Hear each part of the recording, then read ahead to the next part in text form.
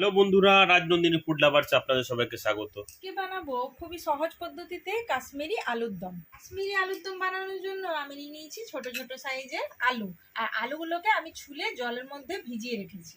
আর এখানে আমি নিয়ে নিয়েছি স্বাদ মতো নুন, হলুদ গুঁড়ো, জিরে ধনে গুঁড়ো, গরম মশলা গুঁড়ো, কস্তুরি মেথি। আর এখানে নিয়েছি কাশ্মীরি লঙ্কা, রসুন, আদা। এবার আর এখানে আমি নিয়ে নিয়েছি আমুলের দই। এটা মোটামুটি 500 গ্রামের প্যাকেট আছে, তো আমি প্রায় 200 থেকে 250 গ্রাম ইউজ করব। তো দেখুন, কাশ্মীরি আলুর দম বানানোর জন্য আমি আলুগুলোকে ছুলে আর জলের মধ্যে ভিজিয়ে রেখেছিলাম। এরপরে এই যে কাঁটা চামচ দেখতেই পাচ্ছেন, এইভাবে চারিপাশটা এরকম ফুড়ে ফুড়ে এরকম করে দিব। তাহলে কি হবে, এর কাশ্মীরি আলুর দমটা যখন রেডি হবে না, এর মধ্যে মশলাটা ভালো করে ঢুকে যাবে আর টেস্টটাও খুব সুন্দর আসবে। তো চলুন প্রত্যেকটা আলুকে এইভাবে আমি করে নিই। সমস্ত আলুগুলোকে দেখতেই পাচ্ছেন একদম পুরো চারিপাশে এইভাবে ফুটো করে নিয়েছি। আর রসুন আর এই যে কাশ্মীরি লঙ্কাটাকে আছে, এটাকে আমি আবারও একটু ধুয়ে নিয়ে তারপরে এই মিক্সারের মধ্যে ভালো করে পেস্ট করে নিয়ে চলে আসছি। দেখুন, একসাথে রসুন, আদা আর কাশ্মীরি লঙ্কা আমি বেটে নিয়েছি। আর কালারটাও আপনারা দেখতে পাচ্ছেন খুব সুন্দর হয়েছে, আর এর গন্ধটাও দারুণ বেরিয়েছে। তো এখানে আমি ফ্রাইং প্যান বসিয়ে নিয়েছি আর এর মধ্যে দিয়ে দেবো সর্ষের তেল। তো আমি সর্ষের তেলটা প্রায় 5 চামচের মতো দিয়ে দিলাম। তো দেখুন, তেল গরম হয়ে গেছে। এরপরে আমি আলুগুলোকে একে একে ছেড়ে দেব।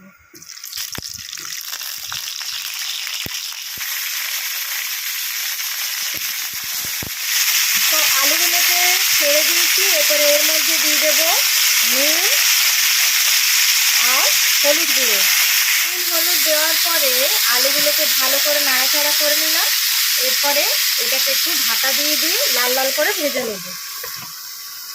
প্রায় 1-2 মিনিট ছাড়া ছাড়া আমি ঢাকাটাকে খুলে এভাবে নাড়াচাড়া করে নিয়ে প্রত্যেকটা আলুকে লাল লাল করে একদম ভেজে নিয়েছি।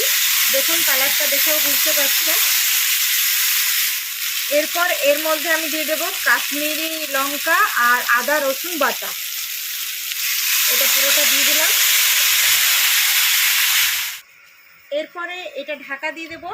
যতক্ষণে এটা পুরো ভালো করে কুকিং হচ্ছে, কুকিং হবে মানে এর মধ্যে সেদ্ধটা হালকা হালকা হয়ে যাবে, ততক্ষণ একটা বাটি নিয়ে নিলাম। এর মধ্যে 250 গ্রামের মতো আমি দই দিয়ে দেবো। এরপর আমি দিয়ে দেবো জিরে ধনে গুঁড়ো আর গরম মশলা গুঁড়ো। এই সমস্ত মশলাগুলো দিয়ে আর দই দিয়ে ভালো করে আমি ফেটিয়ে নেব। তো চলুন দেখে নিই আলুটার কি অবস্থা। তো দারুণ গন্ধ বেরিয়েছে, কালারটাও দেখতেই পাচ্ছেন। এরপরে জলটাও কমে গেছে আর মনে তো হচ্ছে সেদ্ধ হয়েছে। হ্যাঁ, সেদ্ধ হয়ে গেছে, এই যে দেখে বোঝা যাচ্ছে। তো একটু নাড়াচাড়া করে নিলাম, উপর নিচ করে নিলাম আলুগুলোকে। এরপরে আমি এর মধ্যে দিয়ে দেব এই যে দইয়ের মধ্যে মশলা মিশিয়ে রেখেছিলাম, সেটাকে ভালো করে ফেটিয়ে নিয়ে আর এর মধ্যে দিয়ে দেবো। দেখতেই পাচ্ছেন পুরো প্রায় 250 গ্রামের মতো দই দিয়েছি। মশলা, গরম মশলা সমস্ত কিছুই দিয়েছি। এর মধ্যে সামান্য পরিমাণে একটু জল দেবো। এর মধ্যে আবারও 1/2 কাপের মতো জল দিয়ে দিলাম। এই জলটাকে এর মধ্যে দিয়ে দিলাম। এরপরে ভালো করে এই কাশ্মীরি আলুর দমের মধ্যে ভালো করে এই মশলা, দই একদম উপর নিচ করে প্রত্যেকটা আলুকে ভালো করে মিশিয়ে নেব। আর কিছুক্ষণের জন্য অপেক্ষা করব, প্রায় 5 মিনিটের মতো। ওটাও আমি ঢাকা দিয়ে নেব। তাহলে কি বাকি আলুটা যেটা কুকিং হতে বাকি আছে, বেশ ভেতর পর্যন্ত সেদ্ধ হয়ে যাবে আর সমস্ত মশলাটা ভেতর পর্যন্ত ঢুকে যাবে। তো চলুন, প্রায় 5 মিনিটের জন্য আমি ঢাকা দিয়ে দিলাম। তো 5 মিনিট হয়ে গেছে, চলুন ঢাকা খুলে দেখে নিই। ওয়াও, দেখতেই পাচ্ছেন যেমনি কালার তেমনি গন্ধ বেরিয়েছে। তো চলুন এই অবস্থাতেই আমি দিয়ে দিই কস্তুরি মেথি।